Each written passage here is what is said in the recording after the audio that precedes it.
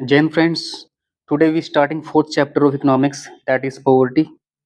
आपने एक कहावत सुनी होगी कि अगर आपका जन्म एक गरीब फैमिली में हुआ है तो कोई बड़ा इशू नहीं है, लेकिन अगर आप एक गरीब ही मर जाते हो तो ये बहुत बड़ा इशू है।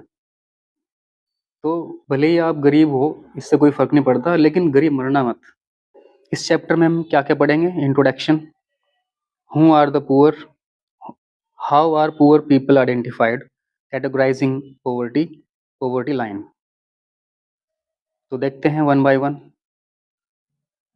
First one is introduction, poverty. What is poverty?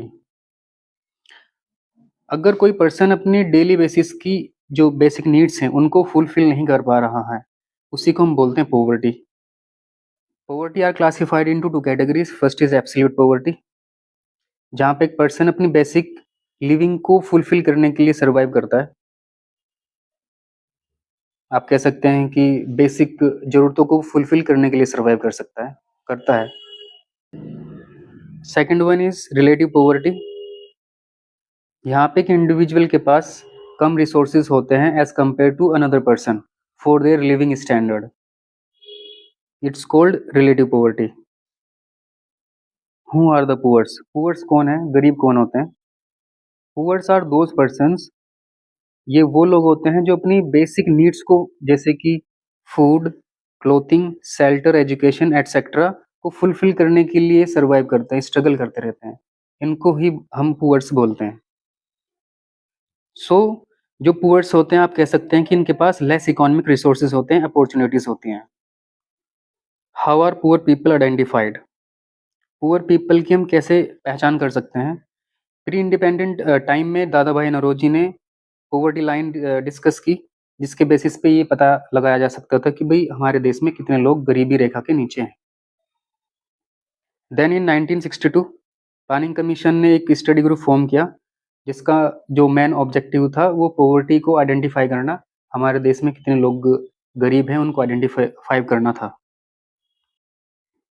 Then in 1979 एक टास्क फोर्स बनाई गई, जिसका जो मेन मोटिव था वो पॉवर्टी को आइडेंटिफाई करना था इंडिया में।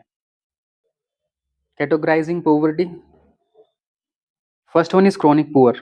यूजुअली ये वो पर्सन होते हैं जो आमतौर पर गरीबी होते हैं, लेकिन sometimes they have little more money, कई बार इनके पास थोड़ा बहुत पैसा आ जाता है, इनको ही क्रॉनिक पुअर बोलते हैं।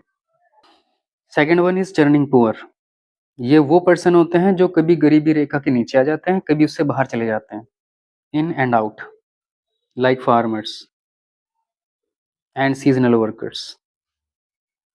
Third one is transient poors, ये वो पर्सन होते हैं जो मोस्ट ऑफ टाइम इनके पास बहुत पैसा होता है, लेकिन sometimes they have bad luck, means कभी कभी इनके पास कम पैसा होता है, तो इनको ट्रांसिएंट पुअर बोलते हैं।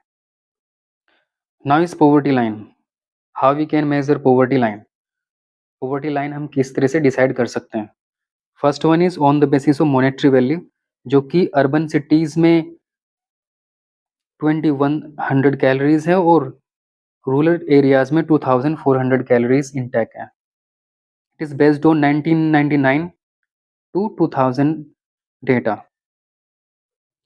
सेकेंड वन इज, अगर रूरल एरियाज में पर पर्सन जो एक्सपेंडिचर है, कंजम्पशन है 328 रुपीज़ है, और अर्बन एरियाज में 454 रुपीज़ है, तो वो पॉवर्टी लाइन के विद इन यानी अंदर आएगा।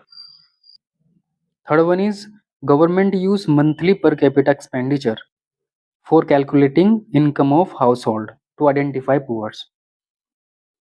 Fourth one is Amartya Sen index, या फिर आप कह सकते हैं सेन इंडेक्स, जो कि पॉवर्टी लाइन को डिसाइड करने के लिए ही बनाया गया था। कुछ और भी टूल्स हैं जिनके बेसिस पे हम पॉवर्टी लाइन को डिसाइड कर सकते हैं, that is poverty gap index and squared poverty gap. What causes poverty? गरीबी के क्या कारण हो सकते हैं?